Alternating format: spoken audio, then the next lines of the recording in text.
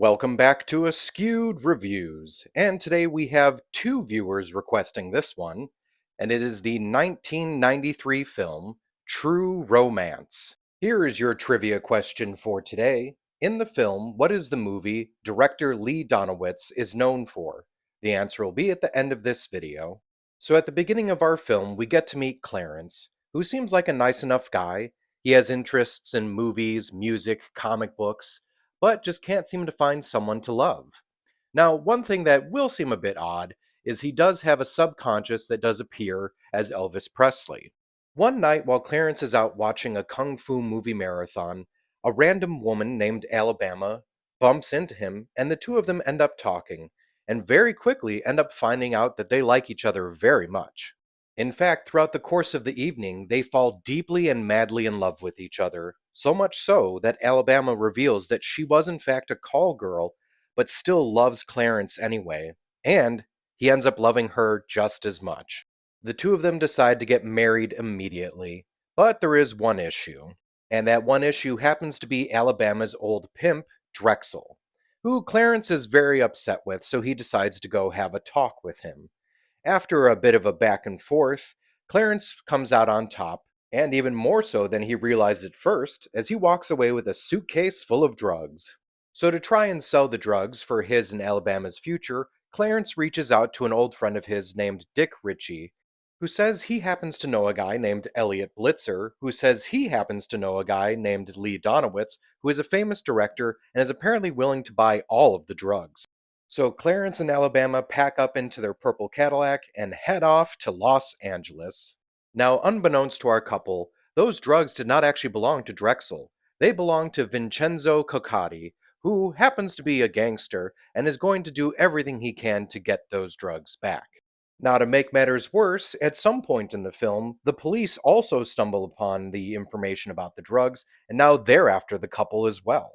So, will Clarence and Alabama eventually end up in a bad situation they can't get out of, or will they end up with their happy ending after all? This movie was directed by Tony Scott. William Lustig was also a potential director for the film. Roger Avery wrote the first script for the film, and it was originally called The Open Road. It was about an uptight businessman and an out of control hitchhiker. When he had trouble finishing it, he asked his friend Quentin Tarantino to give it a shot. With the two of them working together, we now have the version of True Romance that we know now. Also, while working on that script, Tarantino was inspired to write Natural Born Killers. Now, most Tarantino films are directed and written by him. True Romance was only written by Tarantino, but there are actual connections to the rest of his somewhat connected universe. For instance, Tarantino has stated that Lee Donowitz is actually the grandson of Sergeant Donnie Donowitz from Inglourious Basterds. Also, in Reservoir Dogs, Mr. White mentions working with a girl named Alabama. Also, not a connection through story, but through turn of phrase, in the movie Reservoir Dogs, and also in this film, the line "diddly eyed Joe to a damned if I know" is used in both. Tarantino actually had a different way he wanted this movie to end, and depending on what version of True Romance you own, you can watch that deleted scene. In it, Clarence actually does die, and Alabama runs off without him. The reason why Tarantino wanted that ending is he felt it was more poetic, and, as I mentioned earlier, there was an idea of doing a movie where it would be Alabama and Mr. White from Reservoir Dogs working together. When originally writing the script, Tarantino wrote out the characters of Clarence and Alabama with Robert Carradine and Joan Cusack in mind as the characters. I love Christian Slater as Clarence in this film, and apparently, when getting the character, the director Tony Scott asked Slater to watch Taxi Driver to get inspiration for his character. Both Brad Pitt and Val Kilmer tried out for the role of Clarence. Neither one got it, but they both ended up in the film, Pitt as Floyd and Kilmer as the mentor. Steve Buscemi does not appear in this film, unfortunately, but he was brought up as a possibility for Clarence if they were going to go the route of not having him be a pretty boy. He was also brought up as being the character of Nicky Dime or as the character of Elliot Blitzer. The character of Floyd is apparently based off of some bad roommates that Tarantino had had. Also, Brad Pitt improvised most of his lines for this film. And one little extra piece of information, the hat that Floyd wears at one point in the film, Pitt had actually found abandoned on the boardwalk in Venice, California. He washed it and then wore it in the film. Val Kilmer in the film plays the mentor, which is a character you don't really see very much of, but he's the subconscious mind of Clarence. Now, the reason why he's not called Elvis Presley in the movie, even though he clearly is they were worried about being sued by the Presley estate. That's why the character in the credits also just appears as Mentor. The sunglasses that both Christian Slater and Val Kilmer wear in this film would once again be worn by Uma Thurman in Kill Bill Volume 1. Patricia Arquette plays Alabama in the film, and in my opinion, I think this is my favorite role that she's ever played. But there were apparently some other actresses that were also up for the role, including Drew Barrymore, Bridget Fonda, Diane Lane, Kira Sedgwick, Julia Roberts, Juliette Lewis, Brooke Shields, Uma Thurman, and Jennifer Jason Leigh. After filming wrapped, director Tony Scott actually gave Patricia Arquette the purple Cadillac as a gift due to the fact that during filming, her car kept breaking down. Did you happen to know that the kid at the end of the movie was actually Patricia Arquette's son, Enzo Rossi? Michael Rappaport was originally cast as the character Marvin, who would eventually go to Kevin Corrigan, but they ended up feeling he would be a better fit for Dick Ritchie. Christopher Walken, who always entertains me anytime he's on the screen, plays Vincenzo Coccati in this movie, but that role almost went to Liam Neeson, Michael Madsen, or Robert Forster. Tom Sizemore was originally auditioning for the role of Virgil, but they ended up giving him the character of Cody Nicholson. Virgil would then end up going to James Gandolfini. The fight scene at the motel between Arquette and Gandolfini was so good. It's one of my favorite fight scenes in a film, and it apparently took 5 days to shoot. Gary Oldman, who plays Drexel, accepted the role without even reading the script.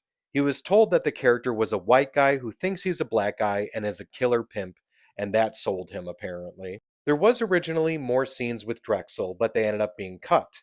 Tarantino got a hold of those and repurposed them to hopefully put them into Pulp Fiction. Now, by the end of editing, he decided against that and just removed them.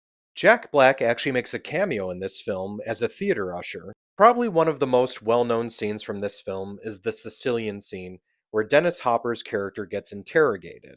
They did use a prop gun for this scene, but Hopper was nervous that it was so close to his head, so director Tony Scott tried to put him at ease by putting it directly up to his own forehead and pulling the trigger. Now, nothing shot out, but the barrel did extend in such a way that it gouged him in the forehead and caused him to fall to the floor. Speaking of interrogation scenes, the one between Chris Penn, Tom Sizemore, and Bronson Pinchot was completely improvised. Robert De Niro was originally supposed to be in the film as the character of Blue Lou Boyle, who ended up not being a character that appeared but was spoken of. Throughout the film, there are different movies that will appear on televisions. Some of those movies are Free Jack, Roller Coaster, A Better Tomorrow, and A Better Tomorrow 2. There's also the Sonny Chiba movie marathon that's mentioned of Street Fighter, Return of the Street Fighter, and Sister Street Fighter. When you're in Lee's hotel room and you see the dailies of the helicopters flying by, that's actual footage from the movie Platoon. Also, at one point, Alabama is watching the soap opera Santa Barbara. And if you're a comic book fan, the one that Clarence mentions is Sergeant Fury and the Howling Commandos, issue 18. Now, what's funny about this is the comic is about Nick Fury and his team, and of course, Nick Fury in the MCU would eventually be played by Samuel L. Jackson, who also does appear at the beginning of this film. Here's a bit of music trivia you might not know. The band The 1975 did a song called Robbers, and that song is actually based on this film. So when it comes to the film True Romance, I really enjoyed this movie. It's such a fun watch, and wow, is this movie entirely packed with amazing actors. So it's definitely one everyone should watch at some point. There were some issues I had with it. One of the biggest glaring issues is some of the editing they did to cut between scenes that really drove me crazy. But I still did like this movie so much. So I'm going to give this one a 4 out of 5. And if you enjoyed this movie, here are other recommendations I have for you. Natural Born Killers, Pulp Fiction, California, and Thelma and Louise. As for the trivia question from the beginning of this episode, in the film, what is the movie director Lee Donowitz is known for? His big hit is called Coming Home in a Body Bag. I hope you enjoyed this episode of Askewed Reviews, and if there's a movie you'd like to see get a review, just mention it in the comments.